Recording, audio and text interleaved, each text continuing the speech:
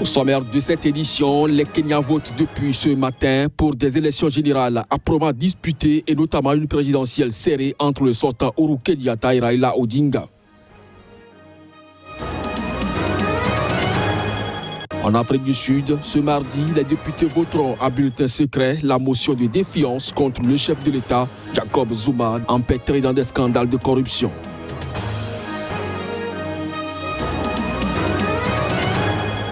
En République démocratique du Congo, des coups de feu ont été entendus près de la prison centrale de Kinshasa et dans d'autres quartiers de la capitale.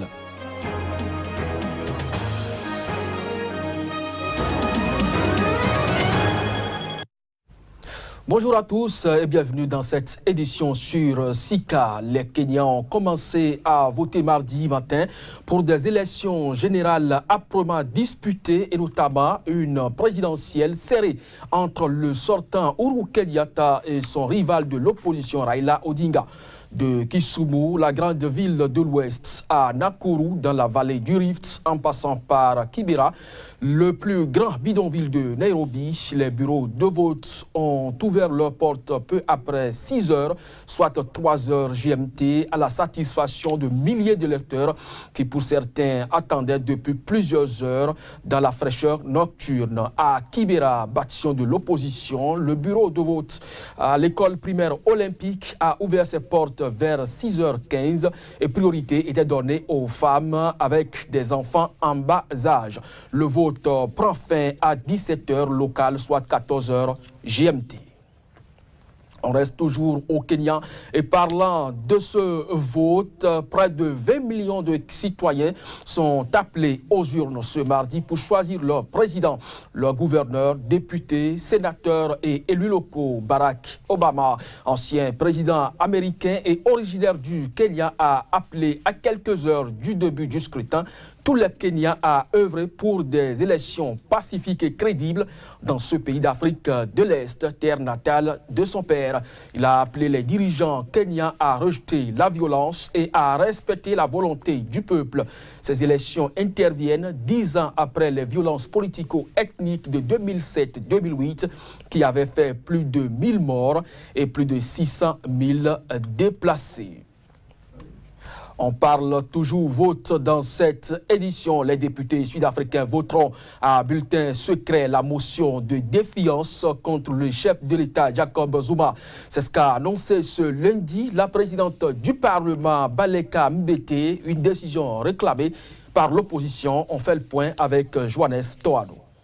L'opposition réclamait ce vote à bulletin secret, convaincue de pouvoir retourner des députés du Congrès national africain ANC au pouvoir s'ils n'ont pas la pression d'un vote à main levée. La présidente du Parlement sud-africain a créé la surprise. Ce lundi, le vote à bulletin secret contre Jacob Zuma est autorisé.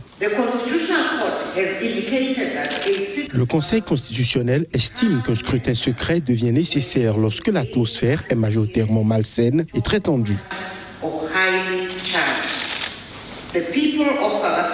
Le peuple sud-africain attend du Parlement qu'il leur donne des instructions en ces temps difficiles. Nous ne devons pas sous-estimer ce privilège et cette responsabilité.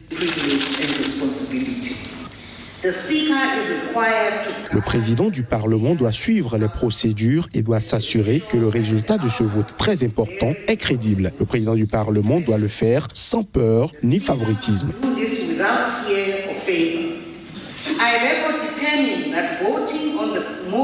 J'ai ainsi décidé que la motion de défiance qui se tiendra le 8 août 2017 se fera à bulletin secret.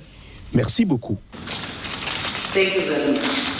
Pour être adoptée ce mardi, la motion de défiance qui a été déposée par l'opposition doit recueillir la majorité absolue des députés, soit 201 voix. Un scénario peu probable, le Congrès national africain y possédant une confortable majorité de 249 sièges. Mais si la défiance était votée, le chef de l'État et le gouvernement devraient démissionner. Une hypothèse non envisagée par l'ANC qui s'est empressée de dire qu'il n'avait aucun doute sur l'échec de cette motion, comme ce fut le cas pour beaucoup d'autres dans le passé. Le principal parti d'opposition, l'Alliance démocratique, DA, s'est réjoui de la décision. Les députés de l'ANC n'ont aucune excuse et doivent utiliser leur vote pour dénoncer la corruption et faire tomber le président Jacob Zuma.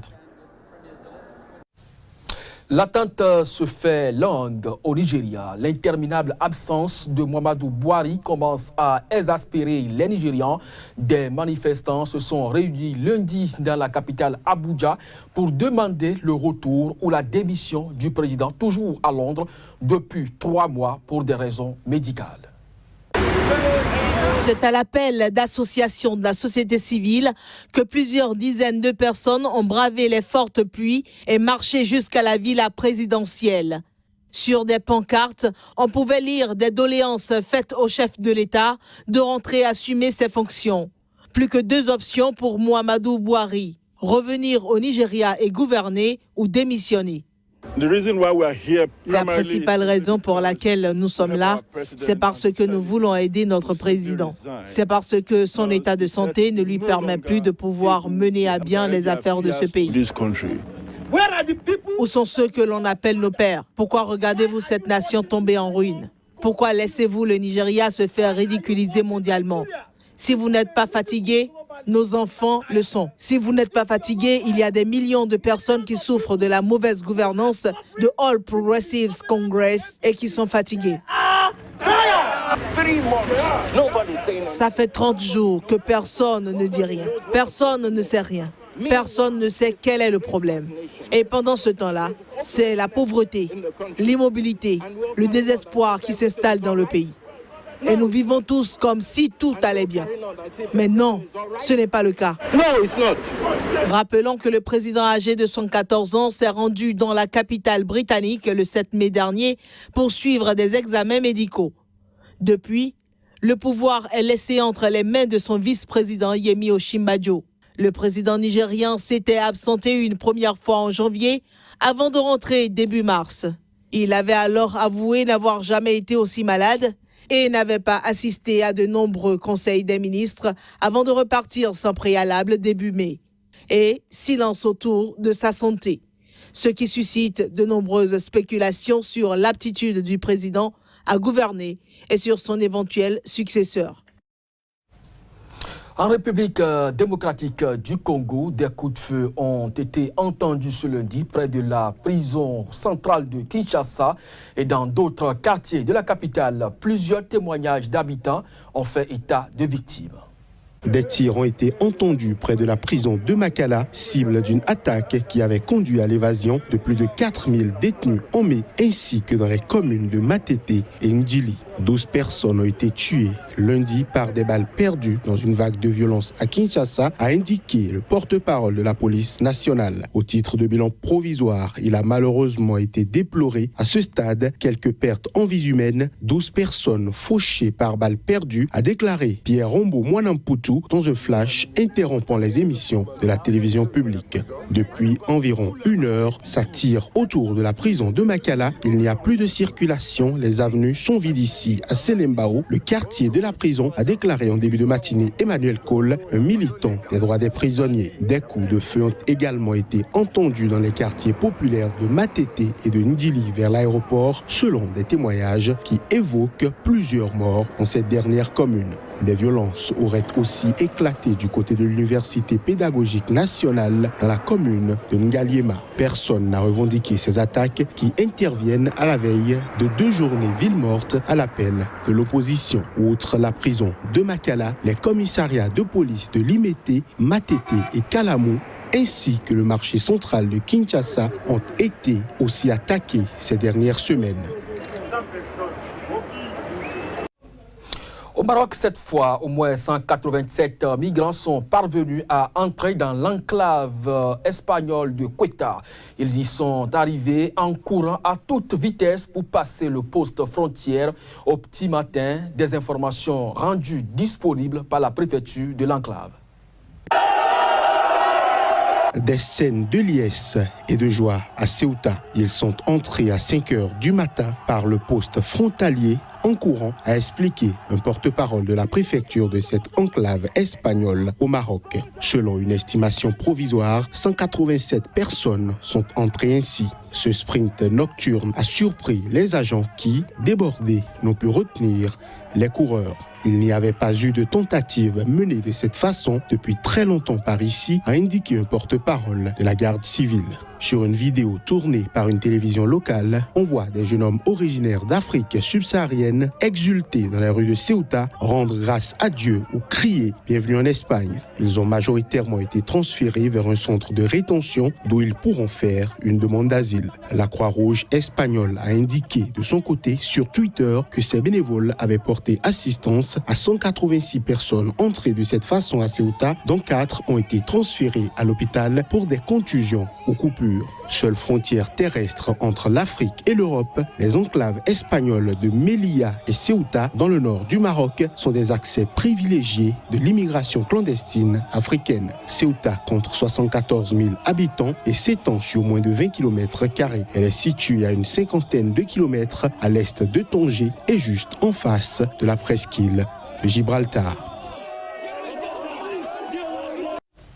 En Somalie, cette fois, une bibliothèque humaine où des humains sont empruntés au lieu des livres a ouvert ses portes à Mogadiscio et ce, afin que les lecteurs puissent apprendre de l'expérience des livres humains comme ils le feraient d'un livre. Je vous propose à présent donc de suivre quelques réactions à cette fin.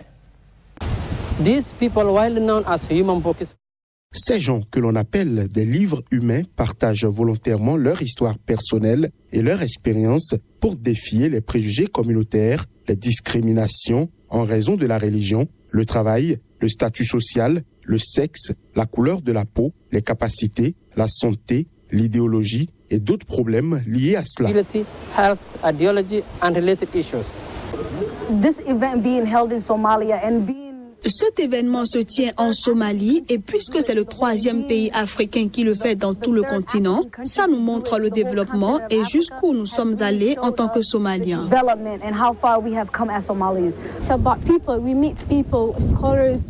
C'est sur les gens, on rencontre des gens, des spécialistes, des docteurs. Et ils nous racontent comment ils sont arrivés là où ils en sont aujourd'hui et on leur pose des questions et on en profite. Donc voilà ce que c'est cette bibliothèque humaine. Le professeur à qui on parle est étranger. On lui pose des questions sur les idées qu'il a, les mythes et les faits qu'il avait sur la Somalie. It's important to get people with experience who can share it with the students. C'est important d'avoir des gens avec de l'expérience qui peuvent partager avec les étudiants pour qu'ils puissent apprendre d'eux. Et c'est aussi bien d'avoir des opinions sincères et être ouvert aux étudiants. Donc l'université devrait saisir cette opportunité pour faire venir des expatriés, des professionnels, pour qu'ils puissent partager leurs idées avec eux. Professionals so that students can share some ideas about them. Voilà qui est toute nouvelle inventée donc par les Africains et qui met donc un point final à cette édition que je vous remercie d'avoir suivi. L'information se poursuit sur SICA.